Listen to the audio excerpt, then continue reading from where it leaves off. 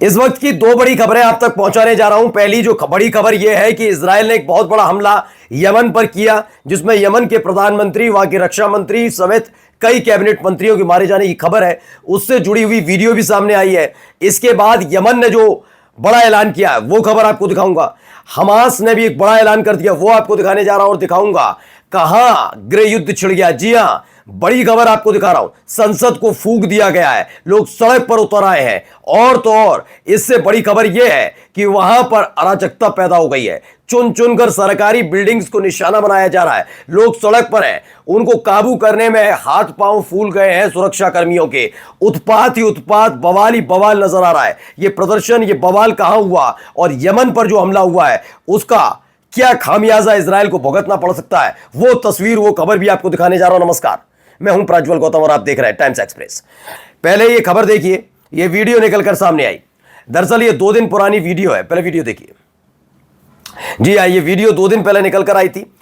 ये पूरा रिहायशी इलाका और अचानक बीच में एक मशरूम क्लाउड बना हुआ, धुएं का भी नहीं है, ये तो आग का, यानी कितना बड़ा भीषण हमला होगा। अब ये दावा किया जा रहा है ये उसी हमले में इजराइल के ने जो हमला किया, स्ट्राइक की, जिसमें यमन के जो प्रधानमंत्री हैं उनकी, वहां के रक्षा मंत्री की और उसके साथ साथ 6 कैबिनेट मिनिस्टर्स की मौत हुई है। ये एक बड़ी खबर है। अब देखिए, एबीपी ने भी खबर दिखाई, इजराइल ने यमन के सना में की एयर स्ट्राइक। हमले में हूती प्रधानमंत्री अहमद अल रहावी की मौत की खबर है। ये एक बड़ी खबर, जिसके बाद यमन खासतौर पर हूती लड़ाके पूरी तरह से भड़क उठे हैं। गुरक ने भी खबर बताई है कि यह खबर यमन के हूती विद्रोहियों पर इजराइल के हवाई हमले से जुड़ी है। 28 अगस्त 2025 को सना में हुए हमले में हूतियों ने पुष्टि की कि उनके प्रधानमंत्री, 28 अगस्त को हमला हुआ था, अहमद अल रहावी और कई मंत्री मारे गए। आईडीएफ का अनुमान है कि पूरा कैबिनेट यानी कि पीएम समेत 13 सदस्य प्रभावित हुए। हूतियों के इजराइल पर मिसाइल हमलों के जवाब में था। आपको मालूम है कि कैसे हूती लड़ाके लगातार बेन गुरियन एयरपोर्ट से लेकर तमाम अलग अलग जगह हमला कर रहे थे और इनकी अपनी लड़ाई नहीं है। दरअसल ये गजा में फिलिस्तीनियों पर हो रहे हमले को लेकर लगातार नाराज थे। 7 अक्टूबर 2023 के बाद से ही लगातार हूती लड़ाके इजराइल पर अटैक कर रहे हैं। लाल सागर को ब्लॉक कर दिया था और यह बहुत बड़ा हमला माना जा रहा है। खबर यह है कि इसमें जिन जिन लोगों की संलिप्तता है उनको लेकर एक बड़ा कदम यमन उठा सकता है। लेकिन इस समय यमन के पास नेतृत्वकर्ता की कमी है, तो उनको संभल कर भी रहना है, यह भी एक खबर है। यानी मिडिल ईस्ट में यह अब तक का सबसे बड़ा हमला माना जा रहा है। यमन के प्रधानमंत्री की मौत से हूती लड़ाके बहुत बुरी तरह से नाराज चल रहे हैं। देखिए, खबर भी निकल कर आई, इसमें बताया, यमन से रिपोर्ट है, आईडीएफ हमले में प्रधानमंत्री, 6 मंत्री और अन्य वरिष्ठ अधिकारियों की मौत की खबर है। हूतियों ने राजधानी सना में फिलहाल आपातकाल लगा दिया, इमरजेंसी लगा दी है। बड़ी खबर निकलकर सामने आई है। वहीं देखिए, इसी से जुड़ी एक और खबर, सना पर इजरायली हमलों में यमन के प्रधानमंत्री और कई मंत्रियों की मौत हुई है। यानी वहां के प्रेसिडेंट ऑफिस की तरफ से कहा गया कि हाँ, यह खबर सही है कि 2 दिन पहले वहां पर हमला हुआ था। उस हमले में वहां के प्रधानमंत्री की मौत हुई है, 6 मंत्रियों की मौत हुई है। और 2 दिन तक ये खबर बाहर क्यों नहीं आ पाई, यह सबसे बड़ा सवाल है। दरअसल माना यह जा रहा है कि हमला जब हुआ, जिस वक्त यह हमला हुआ, उसके बाद लगातार ये संभालने की कोशिश की जा रही थी कि क्या क्या वहां पर हुआ है। और आखिरकार खुद यमन की तरफ से कहा गया कि हाँ, उनके प्रधानमंत्री की इसमें मौत हुई है। यह बड़ी बढ़त इजराइल के तौर पर मानी जा सकती है, लेकिन इसके आगे जाकर जो परिणाम होंगे वो काफी घातक हो सकते हैं।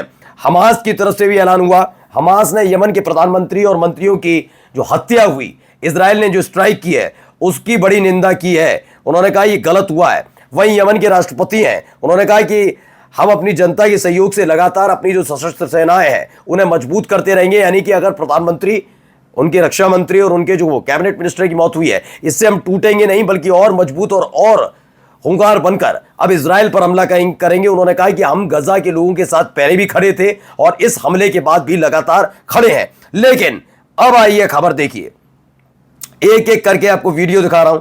पहले ये वीडियो देखिए।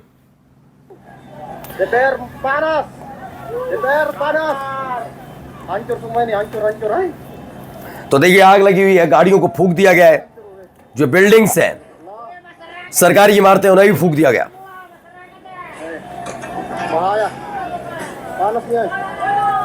दरअसल ये इंडोनेशिया में गृह युद्ध जैसे हालात हैं। इंडोनेशिया में भीड़ सड़क पर है, लोग सड़क पर हैं, नाराजगी है चरम पर। खबर यह है कि संसद भवन को वहां पर फूंक दिया गया। संसद भवन में घुसे प्रदर्शनकारी, उन्होंने वहां आग लगा दी। उसकी तस्वीर भी आपको दिखाने जा रहा हूं, एक एक करके। पहले तस्वीर देखिए, एक ये तस्वीर निकली तो एक गवर्नमेंट बिल्डिंग है, उसे आग के हवाले कर दिया।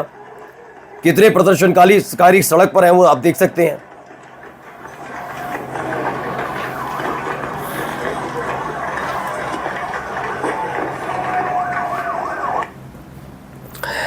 अब कई और तस्वीरें देखिए, देखिए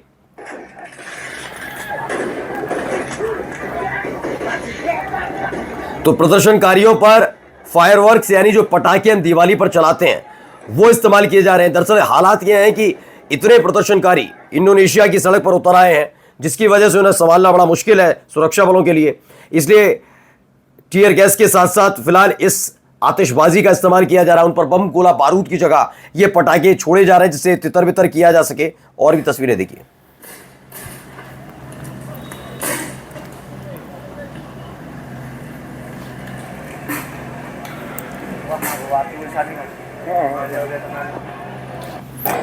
अब ये देखिए एक और तस्वीर निकली वहां से, वीडियो देखिए। डीपीआरडी बिल्डिंग है, उसे आग के हवाले कर दिया।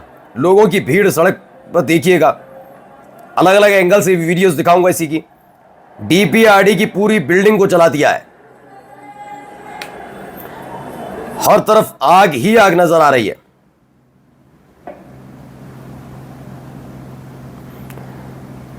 ये प्रदर्शनकारी क्यों घुसे, क्यों नाराज थे, पहले वो बता देता हूं। खबर इंडिया न्यूज की है, इंडिया टीवी की है। इंडोनेशिया में बेकाबू हुई भीड़ ने संसद भवन में आग लगा दी, 3 लोगों की मौत हो गई। बताया गया है कि जनता सांसदों को मिलने वाले भारी भरकम भत्तों और देश में बढ़ती महंगाई से परेशान थी, जिसके बाद उन्होंने ये कदम उठाया है। एक और वीडियो देखिए।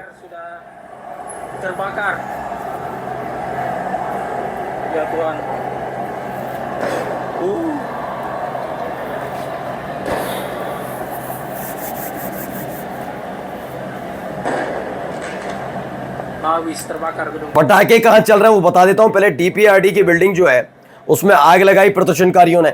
उसके बाद सुरक्षा बल जब बेबस और मजबूर नजर आया तो उन्होंने पटाखों का इस्तेमाल किया है प्रदर्शनकारियों को खदेड़ने के लिए। एक और एंगल से वीडियो देखिए, बिल्कुल करीब से ये वीडियो।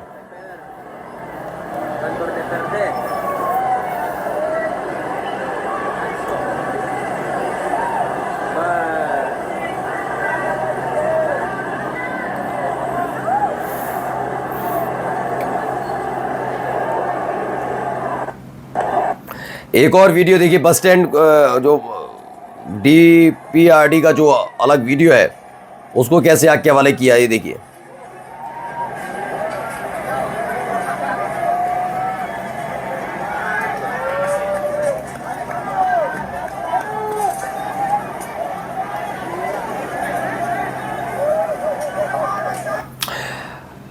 खबर न्यूज 18 की है। सांसदों के भत्ते को लेकर जल रहा जकार्ता, गुस्साए प्रदर्शनकारियों ने सरकारी बिल्डिंग को फूंक दिया, जिसमें 3 लोगों की मौत हो गई। यानी इंडोनेशिया में गृह युद्ध जैसे हालात हैं, बिल्कुल वैसे ही जैसे श्रीलंका में भड़के थे, बिल्कुल वैसे ही जैसे बांग्लादेश में हुए थे, और उसके बाद के हालात आप सबके सामने है ही।